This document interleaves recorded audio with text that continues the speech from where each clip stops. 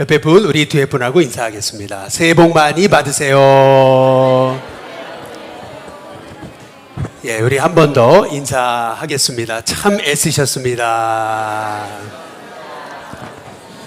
예, 우리 마지막으로 인사하겠습니다. 새해도 하나님이 함께 하실 겁니다. 예, 우리 이 시간 잠깐 기도하기를 원합니다. 우리가 2026년도를 우리가 맞이하기 전에 그동안 2025년 하나님 앞에 바로 서지 못했던 것들 우리가 돌아보면서 먼저 회개하고 이제 다시 하나님의 은혜 앞에 붙잡히기 원합니다.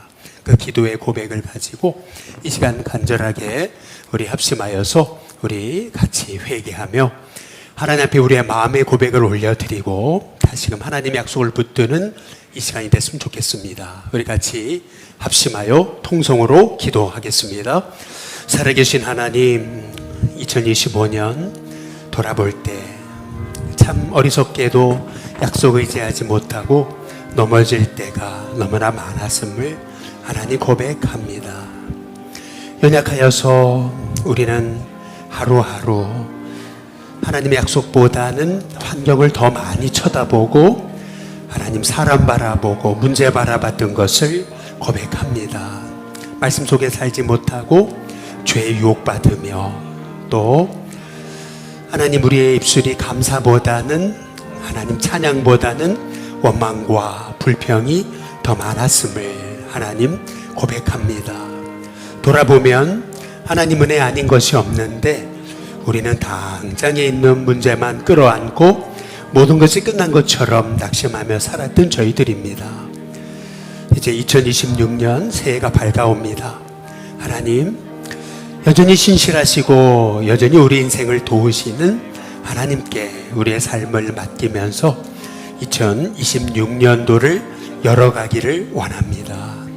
우리의 마음을 올려드리오니 성도들의 마음 가운데 하나님 주인 되어 주셔서 우리의 10년 가운데 새 일을 행하시고 이제 우리가 세상에서 다시금 소금과 빛의 사명을 잘 감당하도록 다시금 주의 은혜를 부어주시고 주의 사랑에 붙잡히게 하시고 하나님 말씀 속에서 승리하는 하나님의 종들이 되도록 인도해 주옵소서. 하나님 감사합니다. 2025년 돌아보면 하나님의 은혜였음을 고백할 수밖에 없습니다. 사회는 어렵다고 아우성이지만 하나님 우리는 지금도 새 일을 행하시는 우리 하나님을 바라보면서 2026년 믿음으로 새해를 열기를 소망합니다. 오늘도 우리에게 찾아오시고 특별히 다시금 우리가 세상에서 우리의 사명을 발견하여 그냥 그럭저럭 살아가는 인생이 아니라 사명을 감당하여 하나님께 기쁨이 되는 저희들이 될 수 있도록 성령님 우리 가운데 말씀해 주옵소서. 예수님의 이름으로 기도드리옵나이다. 아멘. 예, 먼저 우리 조은희 장로님 오늘 수술하셨는데 오늘 이렇게 오셨네요. 예, 오늘 송구신 예배 못 오실 줄 알았는데 예, 우리 한번 뜨겁게 박수 한번 부탁드리겠습니다. 감사합니다. 애쓰셨습니다. 예. 저는 목회하면서 보니까 전도사로서 4개 교회에서 섬겼던 것 같아요. 그리고 부목사로서도 4개 교회에서 섬겼고요. 그리고 이렇게 일신교에서 담임 목회를 제가 하고 있습니다. 돌이켜 보니까 정말 많은 성도들을 만났더라고요. 수천 명 될 것 같아요. 네. 진짜 수천 명입니다. 네. 잘 알겠지만 춘천교회는 한 교인들이 4천 명 이상 되니까 그러니까 정말 수천 명인 것 같아요. 그런데 그 중에는 세 부류의 교인으로 나뉘어지는 것 같아요. 첫 번째는 뭐냐면 전혀 기억나지 않는 교인이 있고 두 번째는 기억은 나는데 이름이 잘 생각이 안 나는 교인이 있고 세 번째 교인은 기억도 뚜렷하고 또 이름도 정확하게 기억이 나는 그러한 교인들이 있습니다.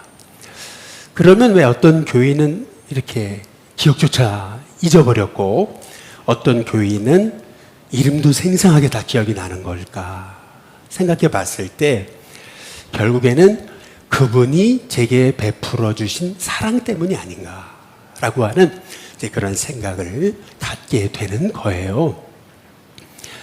제가 전도사로 섬겼던 양구항교회는 제가 섬겼을 때는 그렇게 크진 않았어요. 근데 지금은 굉장히 크죠. 한 1000명 정도 모이는 교회죠. 제가 섬겼을 당시에 하나님 은혜로 아이들이 한 3배, 중고등부 아이들이 3배 정도 부흥을 했었어요. 근데 그러고 나니까 제가 딱 사임을 했는데도 아이들이 계속 전화가 오는 거예요. 만나자고, 보고 싶다고. 그래서 저는 이제 생각 없이 계속 따로 만나고 또 따로 이렇게 교제를 했었죠. 그런데 어느 날 우리 양광교회 부목사님이 저한테 전화가 오셨어요. 그러더니 첫 마디가 뭐였냐면 너는 아주 나쁜 놈이다 라고 시작하셨어요. 그러면서 정말 목회자의 그러한 도리를 안 지킨다. 세상도 상도라는 게 있는 건데 너 떠나지 않았냐. 그런데 왜 떠난 아이들하고 자꾸 그렇게 만나고 있냐. 그러면 지금 계신 분은 어떻게 되는 거냐. 너 지금 계신 분 얼마나 힘든지 생각 안 해봤어? 정말 전화를 받으면서 눈물이 쏙 났어요. 얼마나 눈물을 쏙 빼시더라고요. 얼마나 야속한지. 전화를 딱 끊었는데 가만히 생각을 해보니까 그 말이 맞는 거더라고요. 네. 그래서 저는요, 그때부터 이제 교회에서 사역을 하다가 이제 떠나면은요, 딱 교인들하고 관계를 끊어버렸어요. 절대 전화하지 않습니다. 물론 먼저 전화 오고 연락하는 것은 받죠. 그러나 딱 관계를 끊었어요.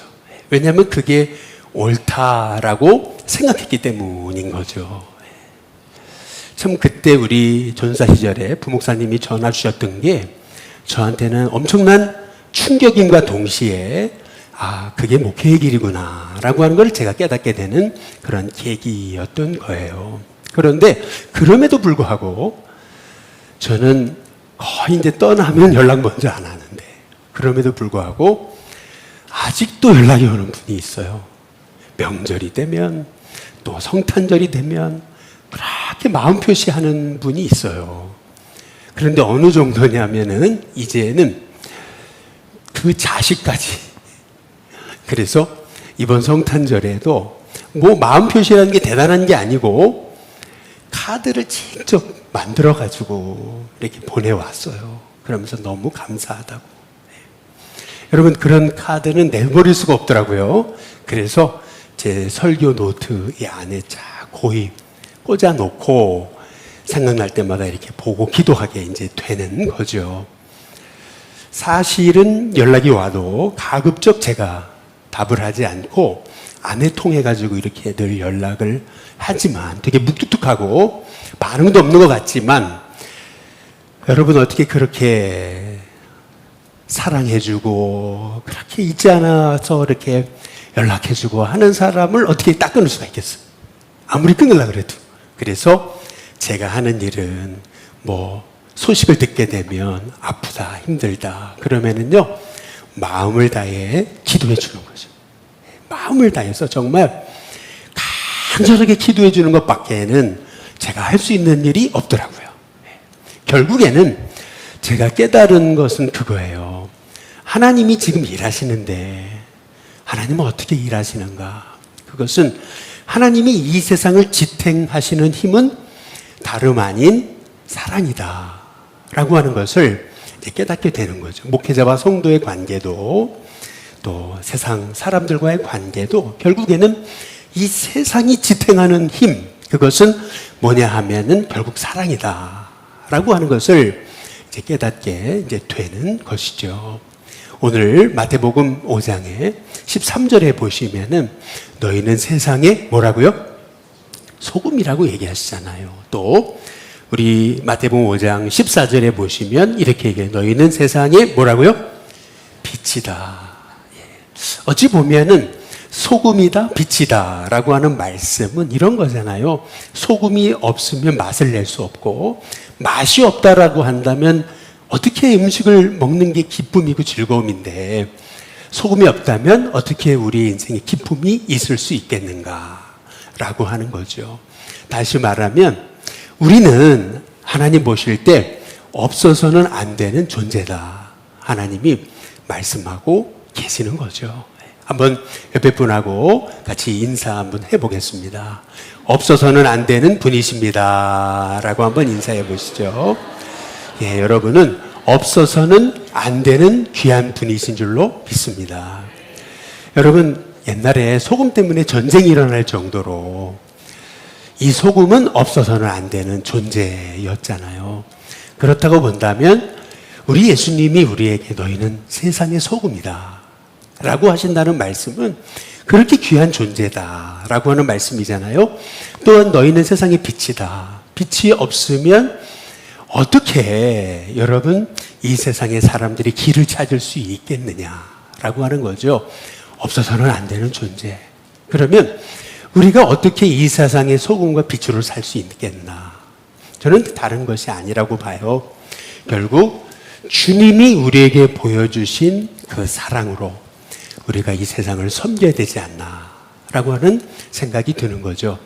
고린도전서에 보시면은 바울이 사랑에 대해서 이렇게 얘기하잖아요. 사랑은 오래 참고, 사랑은 온유하고, 사랑은 시기하지 않고, 자랑하지 않고, 교만하지 않고, 사랑은 무례히 행치 않고, 사랑은 자기의 유익을 구하지 않고 라고 이렇게 말씀하고 있잖아요. 결국 우리가 주님이 보여주신 이 사랑의 힘을 가지고 세상을 섬길 수 있다면 올해 우리 일신교회 표어인 민족과 열방의 복음의 빛을 비추는 일신교회 또한 이 세상의 성도들이 되게 될 줄로 믿습니다. 사실은 교회가 어렵다고 그러잖아요. 위기를 만났다 이렇게 얘기를 하잖아요. 교회의 미래가 너무 암담하다. 이러다가 교회가 침몰하는 배처럼 결국 타이타닉처럼 침몰하는 게 아닌가라고 하는 얘기들을 많이 하잖아요. 여러분, 그러나 한번 생각해 보시면 어찌 이러한 현상들이 나타났는가? 그 이유는 다른 게 아니라고 봐요. 우리가 세상에 소금이 되지 못하고 세상에 빛이 되지 못했기 때문에 그런 게 아닌가라고 하는 생각이 드는 거죠.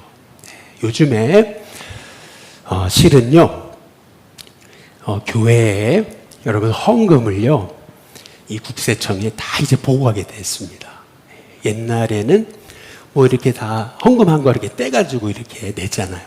그런데 이제는요 교회가 다 보고를 하게 돼 있어요. 일일이 다 보고하게 돼 있어요. 근데 왜 이렇게 됐을까? 어찌 보면 교회를 이제 통제하는 거야 이렇게 볼 수도 있겠지만 거꾸로 얘기해 보자면 세상이 볼 때 교회가 정직했는가? 우리가 한번 돌아볼 필요가 있는 거예요. 어찌 본다면은 세상이 교회를 등진다면 그것은 우리가 세상에서 소금과 빛이 못된 거죠. 우리가 어찌 본다면은 주님의 사랑을 세상 속에 흘려보내지를 못했던 거죠. 그래서 우리가 다시 바울이 말한 것처럼 주님이 말씀하신 이 사랑의 모습을 우리가 되찾아야 되겠다. 그래서 사랑은 모든 것을 참고 믿고 바라고 견딘다. 사랑이 있다면 결국에는 이 고린도전서 13장 8절에 보면 저는 이 말씀을 묵상하다가 마음에 확 와닿았어요. 그게 뭐냐면 사랑은 언제까지나 뭐라고요? 떨어지지 않는다. 이 말의 의미가 뭘까요? 사랑은 절대 떨어지지 않는다. 여러분 이 말의 의미는 뭐냐면 사랑은 절대 사라지지 않는다. 결국 끝까지 남는 것은 사랑이다.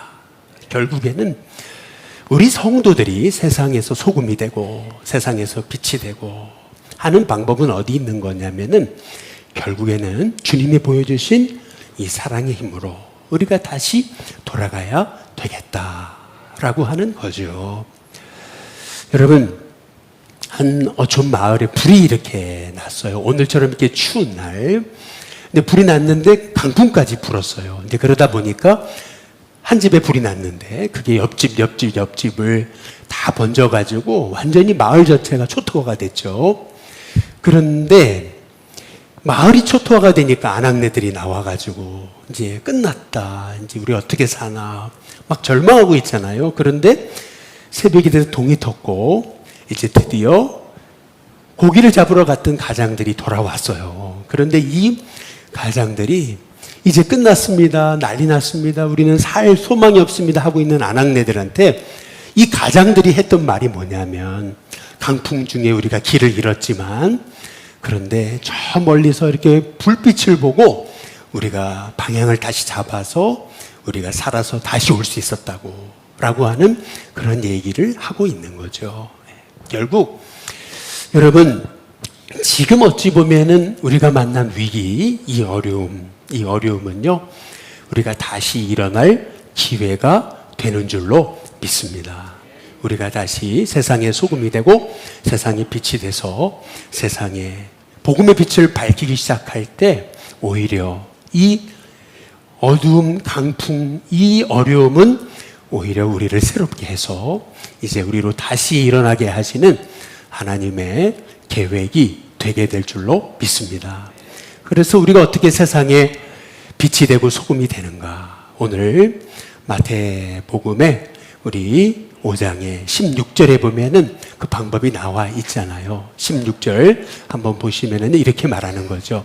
우리 다 함께 같이 한번 읽어보겠습니다. 같이 읽습니다. 시작. 이같이 너희 빛이 사람 앞에 비치게 하여 그들로 너희 착한 행실을 보고 하늘에 계신 너희 아버지께 영광을 돌리게 하라.